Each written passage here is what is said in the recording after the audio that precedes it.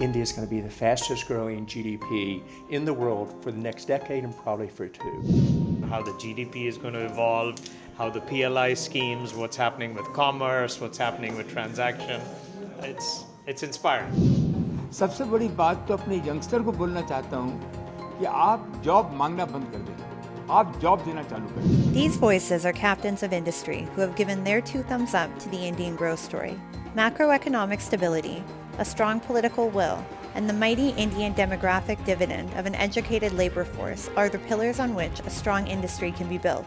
Let's watch what makes India an attractive investment destination.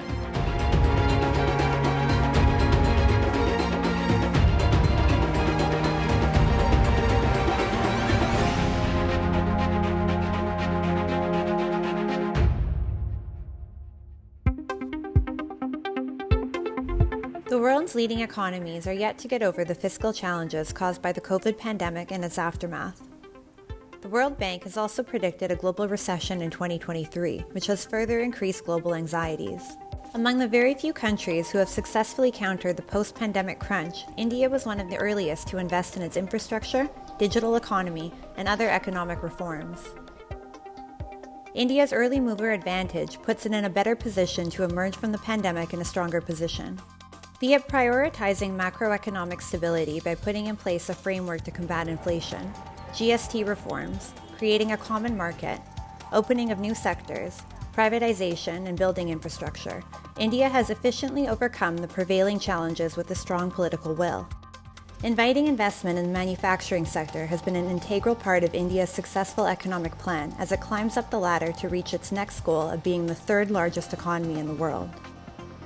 Vedanta Limited recently joined hands with Taiwan-based multinational contract electronics manufacturer Foxconn to invest over $19 billion USD in India's Gujarat state. The 2 companies will set up a semiconductor fabrication unit, a display fabrication unit, and a semiconductor assembling and testing unit. The assembling of such precision technologies requires close cooperation with local governments, which the companies have successfully achieved after long discussions on logistics. The semiconductor plant will create 100,000 direct jobs and will also provide a multiplier effect on other industries that are linked to the production of semiconductors in the region.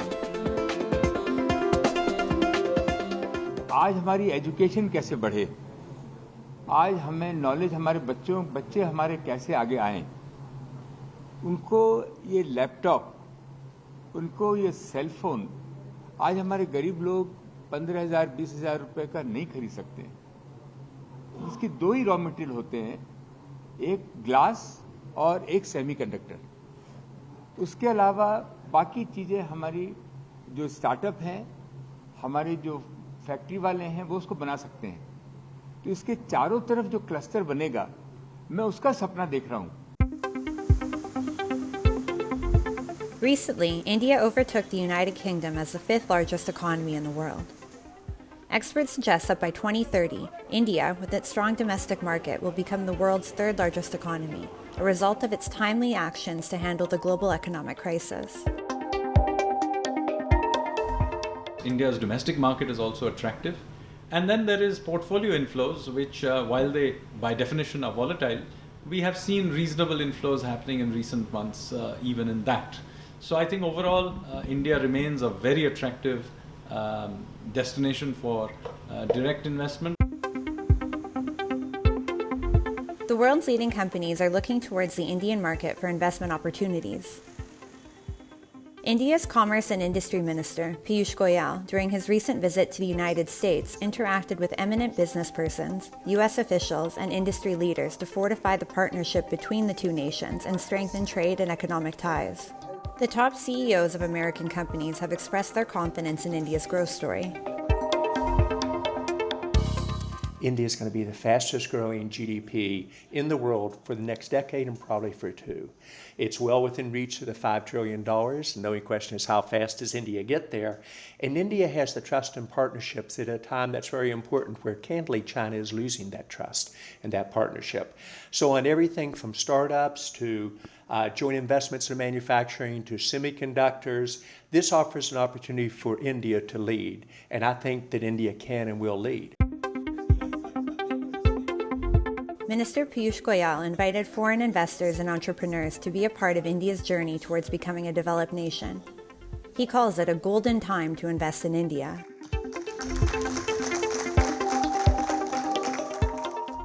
Are open to engage with like-minded countries helps make India probably the world's best destination today. India has a young working population, which will be a key driver of economic growth in the country over the long term. The Capital Economics, while quoting United Nations data in its research paper, said that India's working-age population will increase by around 150 million between 2022 and 2050. The burgeoning domestic market, especially in Tier 2 and Tier 3 cities, will help India in its march up the global rankings.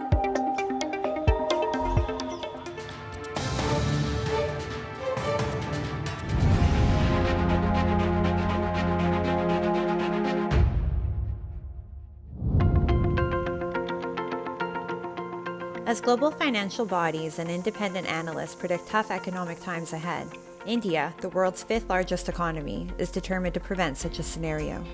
At the recently held Shanghai Cooperation Organization (SCO) summit in Samarkand, India pushed for peace and dialogue to resolve differences between the member countries. India reiterated its position of dialogue and diplomacy on the Russia-Ukraine conflict.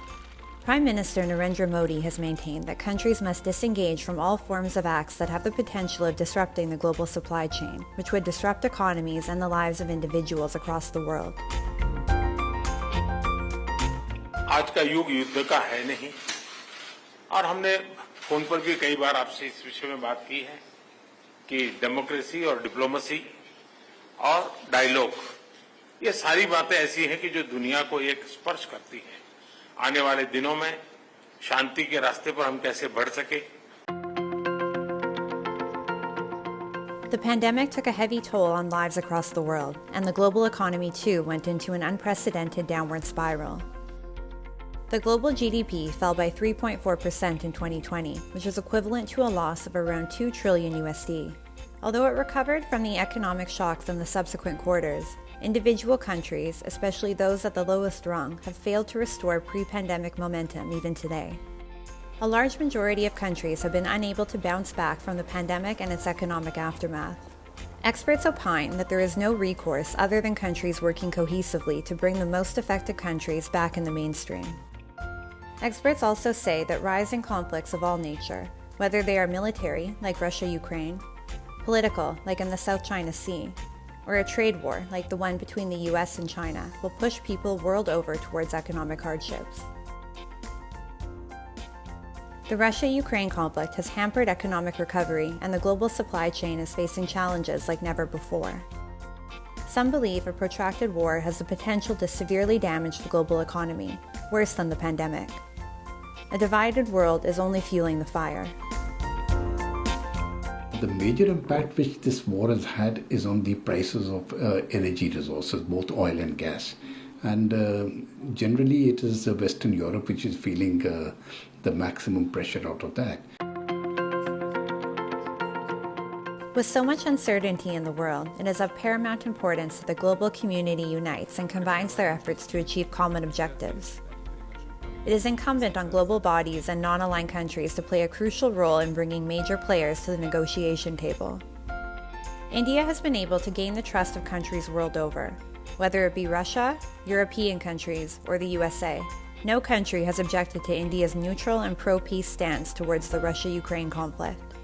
Headlines across the world applauded Prime Minister Modi for rebuking the conflict and for pushing for peace between the two nations. Although it remains to be seen how things change from here, Brand India's dialogue and diplomacy approach is at work and is clearly bringing results for the global good.